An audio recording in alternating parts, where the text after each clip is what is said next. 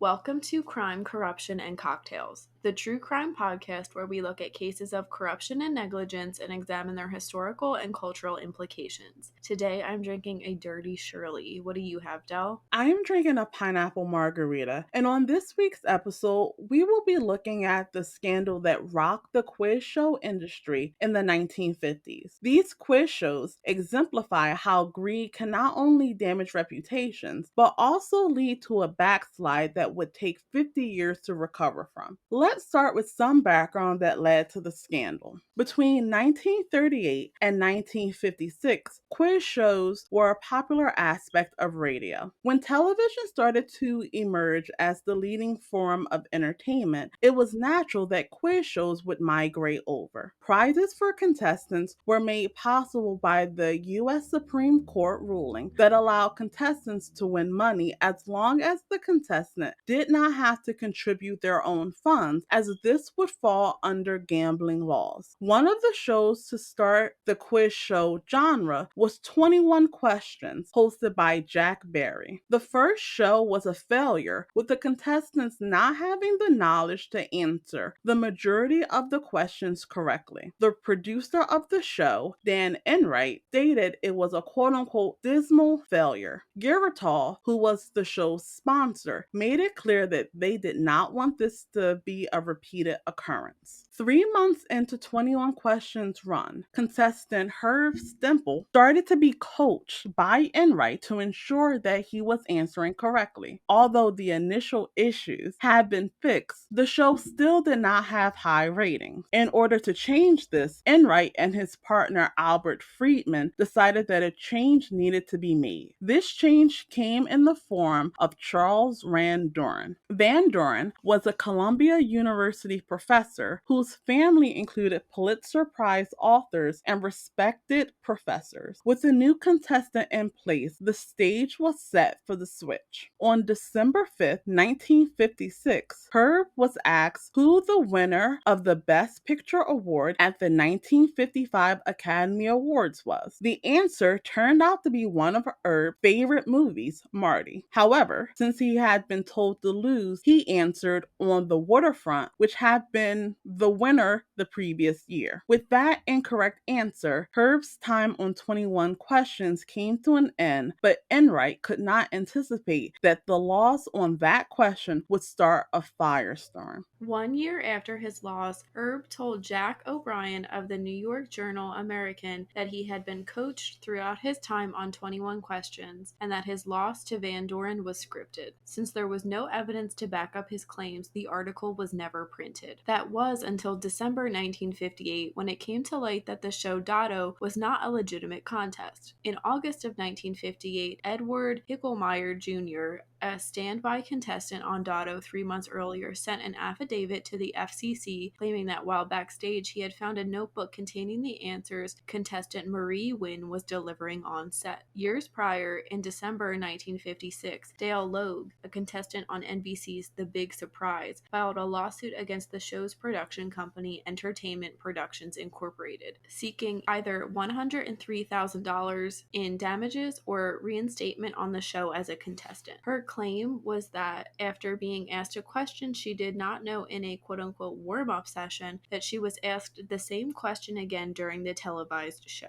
Her assertion was that this was done intentionally with the express purpose of eliminating her as a contestant. These scandals caused the quiz game shows implicated fixing their results to be canceled. This included 21 Questions, Dotto, Tic-Tac-Doe, and both the $64,000 challenge and $64,000 question. In late August 1958, New York prosecutor Joseph Stone convened a grand jury to investigate the allegations of the fixing of quiz shows. At this time, the scandal was unfolding. The fixing of quiz shows was not illegal. Some witnesses in the grand jury acknowledged their role in a fixed show while others denied it, directly contradicting one another. Many of the coached contestants who had become celebrities due to their quiz quiz show success were afraid of the social repercussions of admitting the fraud that they were unwilling to confess to having been coached, even to the point of perjuring themselves to avoid backlash. A prosecutor on the case later estimated that of the 150 sworn witnesses before the panel, only 50 told the truth. Producers who had legally rigged the games to increase ratings but did not want to implicate themselves, their sponsors, or the network in doing so denied the allegations. After the 9-month grand jury,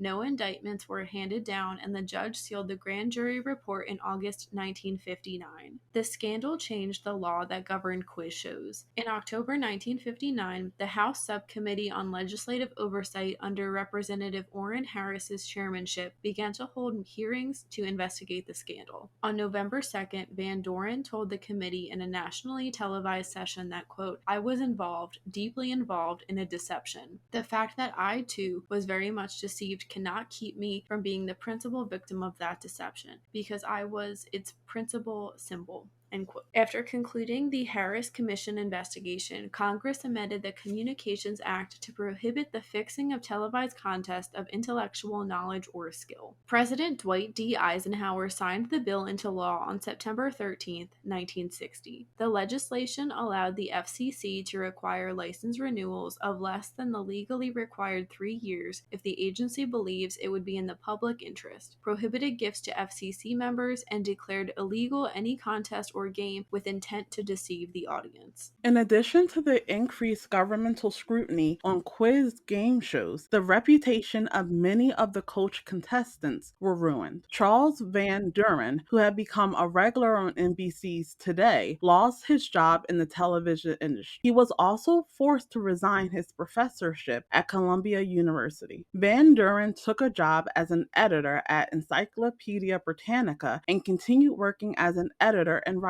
until his retirement in 1982. Leonard Ross, who at the age of 10 won a combined $164,000 on The Big Surprise and the $64,000 challenge, suffered from major mental health issues, including depression and attention deficit disorder, which limited his ability to work as an author and attorney in adulthood. Many of his work was completed by other co-authors. After an unsuccessful lobotomy, Ross committed suicide on May 1st, 1985 at the age of 39. Dan Enright later admitted that he and partner Jack Barry decided to rig the show after the show sponsor complained, and they were able to return to successful careers in Hollywood, including new game shows. This time, no rigging or other types of cheating were involved. The last impact of the rigging of quiz game shows were on the shows themselves. In addition to the cancellation, big money prizes were eliminated. The networks claimed to be victims of the scandal, with the NBC president at the time stating, quote, "NBC was just as much of a victim of the quiz show fraud as the public," end quote. The networks decided to take more control over the production of quiz shows. The first run of Jeopardy ran from 1964 to 1975 and was noted to be legitimate. A revival, which was launched in 1984 that still airs to this day, started with the rule that limited winning contestants to 5 consecutive appearances, which was in effect from 1984 to 2003. Big money quiz shows would not enjoy widespread popularity in the United States again until the late 1990s when ABC launched the American adaptation of the British game show franchise Who Wants to Be a Millionaire to both enormous critical success and high ratings. Now, numerous high-stakes game shows and reality competition shows continue to air on broadcast American television. Jenny, what do you think of the quiz show scandal? I really didn't know that much about it beforehand, but I think it's so fascinating that it all started off because the show was boring and a failure. I feel like we don't really see stuff like this happening today. I mean, it could be going on and we just don't know about it, but I think it is probably harder to get away with today than it is before. And It's interesting that even back in the 50s and 60s, people did kind of become mini celebrities based off of appearing on game shows, because it happens now. I mean, we have Ken Jennings, who was one of the biggest winners on Jeopardy for the time, and he's gone on to, like help out and co-host the show at different times. This is a little different, but I know, Del, you have been a fan of the Real World Road Rules Challenge in the past, and I know I am too. And so many people from that show have gone on to become like TV personalities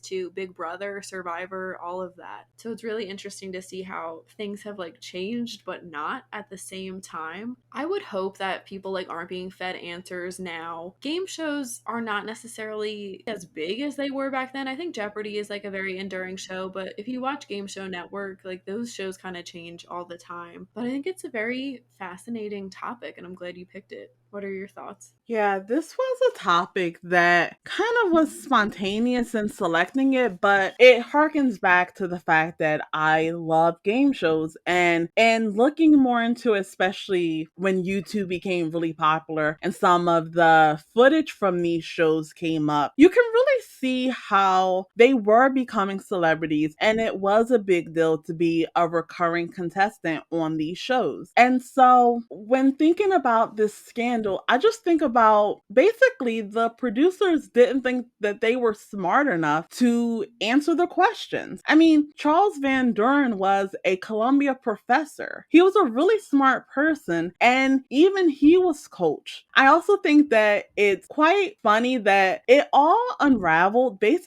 because of a really petty reason. The reason why Herb went to the media was because he was asked to lose on a question that he knew, and he knew that his family was watching and would be really surprised that he wouldn't know that answer. I think he may have felt a bit humiliated that they wouldn't change the question that he was going to have his scripted loss to. I think it also harkens back to shows will do anything to increase ratings. And I think they do that now. I think that instead of it happening on quiz shows, it happens now with reality TV, where a lot of the situations that producers are claiming are real or representative of people's real lives are fake. A lot of shows have been accused of refilming things if the reactions aren't what they're looking for. I do think that it's good that high stakes game shows were able to come back, but I think that it always leaves the door open for a scandal like this to happen again. Even though now it is illegal to fix a game like that, producers seemingly always find a way to make their shows more intriguing, and if they can't do that through making it more extreme or adding more crazy like stipulations to it, I think that they might fall back into rigging it, or at least fixing it so that the contestant that is more appealing is the one that wins. I know that on shows like Big Brother, one of the biggest accusations that they repeatedly get is that they are not fixing the show, but they are definitely making sure that certain people make it through. So whether that be telling the housemates not to roll off a certain person, or in the challenge, for example, trying to make sure that the votes are not going to go against popular contestants. So while that's not the same type of rigging that happened with like 21 Question and other quiz shows of the 1950s, I personally think that it is a type of rigging in favor of what the producers want to see on the show. I absolutely agree with that. I know I've definitely stopped watching shows because it seemed like the producers were way too involved. I think I've mentioned this on here before. I love RuPaul's Drag Race, and I feel like each year there is just some riggery in everything going on, and it does make it a little less enjoyable for me personally. I love that you pointed out that the producers thought the contestants were too stupid, because that is essentially what it is. And now I know with at least Jeopardy, I'm assuming some other shows too, you do kind of have to get tested before actually even being a contestant on the show. The quiz show scandal eroded people's trust in quiz shows, and this mirrors a general distrust that the public, especially in the United States, harbor against the media. Trust in the media, which has averaged 45% since 1997, has not reached the majority level since 2015. 2023. The United States ranked last in media trust at 29% among 92,000 news consumers surveyed in 46 countries. Partisans' trust in the media continues to be sharply polarized. Currently, 68% of Democrats, 11% of Republicans, and 31% of independents say they trust the media a great deal or fair amount. 56% of Americans said they agreed with the following statement, quote, journalists and reporters are purposely trying to mislead people by saying things that they know are false or gross exaggerations, end quote. Jenny, what are your thoughts on the public's distrust of the media? I think it's really interesting. I don't know what I would say my trust is. I feel like it kind of like varies, and I'm somewhere in the middle. I really don't blame people for not trusting the media, but I think sometimes people have misguided trust and misguided distrust in the media. The QAnon stuff and, different accusations that came against former President Donald Trump come to mind, where people were defending things that were absolutely not true and then saying the media was lying for telling the truth. So I definitely am wary of that. I think a lot of people don't trust the media, but then also don't go ahead to find trustworthy resources themselves, which is a big issue. To me, if there's a problem and you're not really doing anything to like better yourself, then you're kind of part of the problem. I think a lot of people also like to just read one news source or watch like one newscast and suddenly like they're the most educated person in the room on any given topic. I don't know if that's a very like American or modern thing, but I feel like that comes to mind again with like a lot of QAnon stuff I read. That obviously leads to ignorance, and we don't need more of that. No, like media source can be right 100% of the time, and it's obvious that certain news outlets do have different agendas that they're trying to push, and the truth gets lost in that. And I think people as a whole need to just use more critical thinking and reflect on how stories are framed and where they're getting things from. Journalism is very important, and with this distrust in the media, I think there is a lot of people trying to take control over what gets published, and that is very, very dangerous. What do you think? I definitely agree with you. I think that in general, the mainstream media has created a monster for itself, and that has stole the distrust that people have in it. When you have outlets that have a clear political agenda, if you agree with that agenda, you trust them. If you disagree with it, you distrust them. You have Democrats that hate Fox News and Republicans that hate CNN and MSNBC. And it doesn't matter whether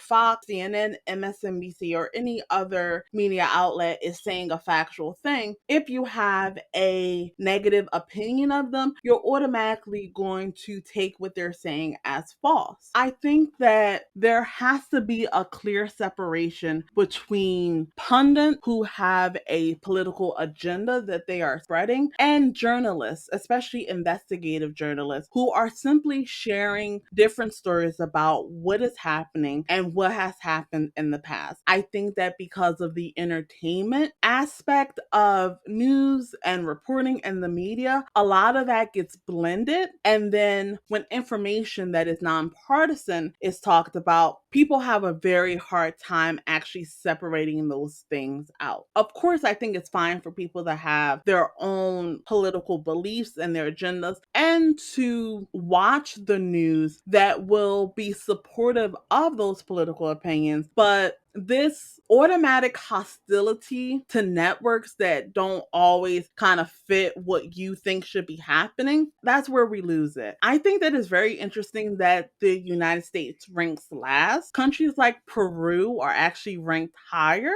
And I wonder if that is related to just the United States being so polarized and people always trying to find a way to say that the other side is doing something to misinform people. Like you said, QAnon comes to mind, what people call the Russian collusion, where there are facts that can be gleaned from both of those stories. But if you hate Trump, anything you hear about him that's negative, you're gonna believe 9 times out of 10. And if you love Trump, if you hear something positive about him, you're gonna believe it and you're gonna disregard any of the faults that you may find. I think that people should try to trust reputable sources. The Associated Press always comes to mind for me as a pretty reputable source of information that doesn't tend to be very partisan in its presentation of facts. And I agree with you that people definitely need to make sure that they're using critical thinking skills when they're assessing news story, and just look at the biases that may exist within media sources and make sure that they're diversifying where they get their information from. That wraps up this week's case. Thank you for listening.